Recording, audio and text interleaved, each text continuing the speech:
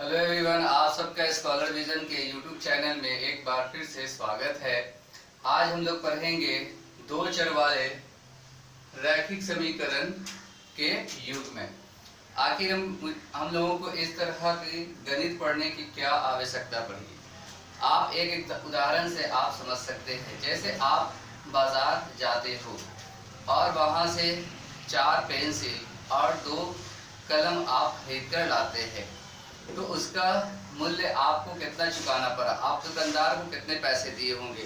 Suppose करते हैं कि आपने कितने 4 पेंसिल, तो 4 पेंसिल आप खरीदे पेंसिल और प्लस कितने 2 कलम आपने खरीदे, 2 पेन आपने खरीदा, 2 पेन खरीदा और इसके कीमत आप सपोज कीजिए कि आपने 20 रुपये दुकानदार को चुकाए। तो आपको पता करना है कि आप एक पेंसिल और एक कलम का दाम क्या होगा। तो इस तरह के प्रश्न को ही, इस तरह की समस्या को ही हल करने के लिए जो विधि आया है वो है दो चर वाले रैखिक समीकरण। आपने देखा यहाँ पे 4 पेंसिल और 2 कलम का दाम मैंने कितना लिखा है, 20 रुपया। अगर आप मान लेते हैं कि यहाँ पर कि एक पेंसिल अगर हम मान लेते हैं कि एक पेंसिल का जो मूल्य हो गया वो x, तो इसका मतलब यहाँ पर हम लिखेंगे 4 × x। उसी तरह से आप मान लेते हैं कि एक पेन का जो मूल्य हो गया वो हो गया y, तो यहाँ पर आप क्या लिखेंगे 2 × y इक्वल टू क्या हुआ 20। तो आप इसको कैसे लिख सकते हैं 4x + 20y इक्वल टू 20। आपने ये लिखा इस तरह से। यहाँ पर x का वैल्यू हम जो भी है कीमत रखेंगे और इसको तो मल्टीप्लाई करेंगे, सॉल्व करेंगे तो 20 के बराबर होगा। और भी हम और इसके उदाहरण से समझते हैं। ये आपने इसको पिछली कक्षा में पढ़ा होगा 9th क्लास में। यहाँ देखिए क्या लिखा हुआ है, दो चर वाले रैखिक समीकरण। 2 चर मतलब इसमें 2 अल्फाबेट होंगे, या तो वो xy होंगे या वो pq भी हो सकते हैं, pq, या वो mn हो सकते हैं। मतलब कि 2 चर होंगे। 2 चर की संख्या जो होगी इसमें कितनी होगी, चर कितने होंगे, 2 होंगे। कोई भी हो सकते हैं, xy हो सकते हैं, pq हो सकते हैं, mn हो सकते हैं, और भी कुछ हो सकते हैं। कोई भी 2 अल्फाबेट होगा, कोई भी 2 न्यून होंगे। तो आपने देखा 2 चर, तो 2 चर समझ में आया बात आपको कि इसमें जो है 2 चर होंगे, xy, pq या mn होंगे। अब यहाँ पर आपको लिखा गया रैखिक समीकरण। रैखिक, तो रैखिक समीकरण हम लोग किस समीकरण को कहते हैं, वैसा समीकरण जिसकी अधिकतम पावर कितने हो, 1 हो, उसको हम लोग कहते हैं रैखिक समीकरण या लीनियर इक्वेशन कहते हैं। तो इसमें क्या होगा कि इनके जो घातांक होंगे, जो पावर होंगे, जैसे इससे पहले मैंने क्या लिखा आपको 4x + 2y इक्वल टू मैंने 20 लिखा। तो यहाँ पर आप देखेंगे कि इसमें अधिकतम पावर इसका कितना है 1, इसका कितना है 1। तो इट मीन्स ये क्या हुए, ये एक रैखिक समीकरण। 2 चर है तो ये 2 चर वाले होंगे। रैखिक समीकरण क्यों है, क्योंकि इसके अधिकतम पावर कितने होंगे 1 होंगे। अगर यहाँ पे पावर 2 हो जाता है तो फिर ये रैखिक समीकरण नहीं रहेंगे, पावर 2 हो जाएगा तो ये द्विघात बन जाएंगे। तो आई होप आपको समझ में आया होगा कि 2 चर वाले रैखिक समीकरण हुए क्या। यहाँ अभी इसी में हम लोग और कुछ समझने का कोशिश करेंगे। तो इस तरह से मैंने 2 चर वाले रैखिक समीकरण सिर्फ मैंने लिखा है एक समीकरण। यहाँ पर लिखा हुआ है युग्म, मतलब कि युग्म क्या हुआ। तो आप युग्म को समझेंगे, मतलब इसमें आपको 2 समीकरण दिए हुए होंगे। 2 समीकरण, एक समीकरण आपके पास यहाँ पर है। एक बच्चा बाजार गया, वो जो है कि क्या किया उसने कि 4 पेंसिल और 2 कलम खरीदा कीमत इतना है। तो क्या सभी बच्चे ऐसे ही जाएंगे? नहीं, कुछ और बच्चे भी गए बाजार। एक बच्चे ने क्या किया कि 3 पेंसिल लिया और उसने 4 कलम ले लिए। उसने उसकी कीमत कितनी चुकाई? 15 रुपया चुकाया। इस तरह से आपके पास 2 समीकरण बन के आ गए। तो इस तरह के प्रश्न को ही सॉल्व करने के लिए क्या आया है? 2 चर वाले रैखिक समीकरण। अब इसके हम लोग व्यापक रूप को पढ़ेंगे।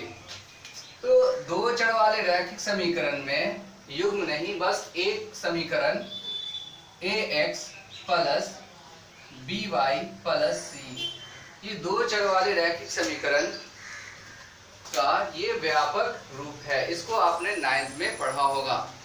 जैसे मैं यहाँ पर लिख दूं 4x प्लस 2y और माइनस 20 इक्वल टू 0। यहाँ पे 0 होना चाहिए, तभी इसका ये स्टैंडर्ड फॉर्म है, व्यापक रूप है। तो यहाँ पर आप इसमें बताइए कि a इक्वल टू क्या हुआ? a इक्वल टू यहाँ पर 4, b इक्वल टू यहाँ पर क्या है? b इक्वल टू यहाँ पर कितना है? 2, y इक्वल टू कितना है? आप यहाँ सॉरी y नहीं, ये है c इक्वल टू क्या है? माइनस 20। तो ये इसका व्यापक रूप है। 2 चर वाले एक समीकरण, 2 चर वाले एक समीकरण के लिए आपने इसको 9th में पढ़ा होगा। और मैं आपको यहाँ पर एक एग्जांपल देके समझाऊं। जैसे आप और भी लिख सकते हैं 4x plus 5y equal to आप 5 लिखते हैं। तो इसका सबसे पहले आपको तो व्यापक रूप में लिखना होगा, ये इस तरफ आना चाहिए। 4x प्लस 5y माइनस ये 5 इक्वल टू 0 आ गए। यहाँ पर आप बताएंगे a इक्वल टू कितना हो गया? 4 और y इक्वल टू कितना हो गया? 5 और सॉरी b इक्वल टू 5 और c इक्वल टू क्या हो गया? माइनस 5। तो आई होप आपको ये समझ में आ गया होगा कि ये a क्या है, b क्या है और c क्या है। अब हम लोग आगे और बढ़ते हैं।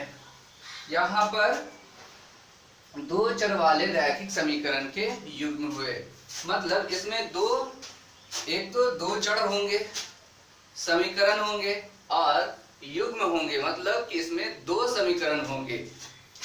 जैसे 3x प्लस आप लिख लो यहाँ पर 2y माइनस या प्लस आप लिख लेते हैं 6 इक्वल टू 0। ये समीकरण 1 हो गया। और आप लिख सकते हैं यहाँ पर 4x plus 5y plus 10 equal to 0। ये समीकरण आपने 2 मान लिया। अब ये 2 समीकरण है, इसका व्यापक रूप क्या होता है? इसका व्यापक रूप ऊपर में आप जैसे लिख लो ax, ये x1 प्लस ये b1 और प्लस ये c1 इक्वल टू 0। यहाँ पर फिर आप लिख सकते हैं आप a2 x प्लस दूसरा समीकरण जो इसका बनेगा वो कुछ इस तरह से b2 y plus c2 equal to 0। ये इस तरह से जो आप 2 समीकरण लिखते हैं, उन 2 समीकरण का ये व्यापक रूप है। 2 चर वाले रैखिक समीकरण युग्म का ये क्या है? व्यापक रूप है। अब हम लोग समझेंगे कि आखिर इस तरह 2 समीकरण की जरूरत क्यों पड़ी। जैसे आपसे कहा जाता है कि 2 मित्र हैं, 2 मित्र हैं A और B। इन दोनों के पास जितने पैसे हैं उन पैसों का योग कितना है? 15। और इनके पास जो पैसे हैं उनका अंतर है 5। तो आपको बताना होगा कि बताइए कि दोनों के पास, A के पास कितने पैसे हैं और B के पास कितने रुपए हैं। तो इस तरह के ये प्रश्न को सॉल्व करने के लिए क्या आया है? 2 चर वाले रैखिक समीकरण। अब हम लोग बढ़ते हैं कि रैखिक समीकरण को कितने विधि से हल किया जाता है। जैसा कि आप बोर्ड पर लिखा हुआ देख रहे हैं कि दो चर वाले रैखिक समीकरण को मुख्य रूप से दो तरह से सॉल्व किया जाता है। पहला है ग्राफिकल मेथड, रेखा चित्र द्वारा, और दूसरा है बीजीय विधियां, मतलब इसको अलजेब्रिक मेथड से हम लोग सॉल्व करते हैं। दो मुख्य मेथड है, वो ए मान लो ये है और ये क्या है बी, दो मुख्य मेथड है। ये जो बीजीय मेथड है, अलजेब्रिक मेथड है, ये मुख्य रूप से 5 प्रकार के होते हैं। दो चर वाले रैखिक समीकरण को हल करने के लिए 5 विधियां हैं। सबसे पहली विधि क्या है? तुलनात्मक विधि, बाय कंपैरिजन मेथड। उसके बाद है प्रतिस्थापन विधि, बाय सब्स्टिट्यूशन मेथड, यहाँ पे एस छूट गया है, बाय सब्स्टिट्यूशन मेथड। उसके बाद है लुप्तीकरण विधि, इसको हम लोग विलोपन विधि भी कहते हैं, लुप्तीकरण को, बाय एलिमिनेशन। नेक्स्ट है वज्र गुणन विधि, बाय क्रॉस मल्टीप्लिकेशन। 5 है अनुपात निर्णय विधि, बाय रेशियो डिटरमिनेशन। यहाँ पर मैं आपको एक चीज बता दूं कि ये और ये दोनों लगभग सेम है, इस दोनों में बस थोड़ा सा फर्क है। हम लोग आगे पढ़ेंगे कि किस तरह से हर विधि का प्रयोग किया जाता है दो चर वाले रैखिक समीकरण को हल करने में। आपको जो एनसीईआरटी की किताब में मुख्य रूप से 3 विधियों पर ज्यादा फोकस किया गया है। एक है प्रतिस्थापन विधि, दूसरा है लुप्तीकरण विधि या जिसको हम लोग कहते हैं विलोपन, और एक है वज्र गुणन विधि। इसमें भी आपको 2 मुख्य है, इसमें 2 मुख्य है, ये दोनों मुख्य रूप से पढ़ाया गया आपको एनसीईआरटी के किताब में, प्रतिस्थापन विधि और लुप्तीकरण विधि, जिसे हम लोग विलोपन कहते हैं। दो चर वाले रैखिक समीकरण को मुख्य रूप से जो हल किया जाता है वो है लुप्तीकरण विधि से हम लोग हल करते हैं, बाय एलिमिनेशन मेथड से हम लोग सॉल्व करेंगे, ज्यादातर इसी से हल करते हैं। तो हम लोग देखेंगे कि कैसे इसको सॉल्व किया जाता है, इसका हम लोग कहाँ पर कैसे उपयोग करते हैं वो देखते हैं। तो आपको पहले मैं एक बार बता दूं कि ये दो चर वाले रैखिक समीकरण, मतलब इसमें 2 चर होंगे, एक्स वाई ए बी, या आप पी क्यू, 2 चर होंगे। रैखिक समीकरण होंगे, मतलब इसमें घात कितने होंगे? 2 प्रकार के, इसके जो घात होंगे वो एक ही घात होंगे, इसका अधिकतम घात पावर कितना होगा? 1 होगा। और युग्म का मतलब क्या हुआ कि 2 चर वाले 2 समीकरण होंगे, एक समीकरण नहीं 2 समीकरण होंगे। और इसको 2 चर वाले रैखिक समीकरण को मुख्य रूप से 2 तरह से हल किया जाता है।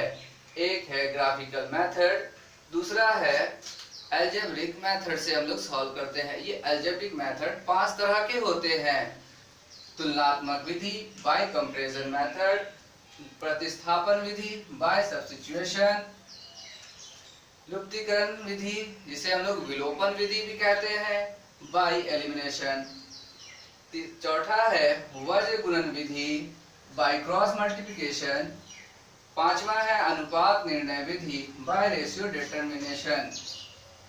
इसमें से आपको मुख्य रूप से 1, 2, 3 को पढ़ना है। इन 3 में आपको ये 2 मुख्य है और इन 2 में ये मुख्य है। तो मैंने आपको बताया कि ये 3 मुख्य है, इस 3 में ये मुख्य है और इस 2 में ये बहुत ही इंपॉर्टेंट है। इस विधि से हम लोग ज्यादातर सॉल्व करते हैं। तो मैं आपको एक चीज बता दूं, आप इस अध्याय को बहुत ही अच्छे से पढ़ें। अगर आप इसको नहीं पढ़ेंगे तो आपको गणित के प्रश्न को सॉल्व करने में बहुत ही कठिनाइयां का सामना करना पड़ेगा। तो आई होप ये 2 चर वाले रैखिक समीकरण युग्म का पहला क्लास आपको पसंद आया होगा। अगर आपको ये वीडियो पसंद आया तो प्लीज इसे लाइक करें, अपने दोस्तों के बीच शेयर करें, और आप इस चैनल पर नए हैं तो प्लीज इसे सब्सक्राइब जरूर करें।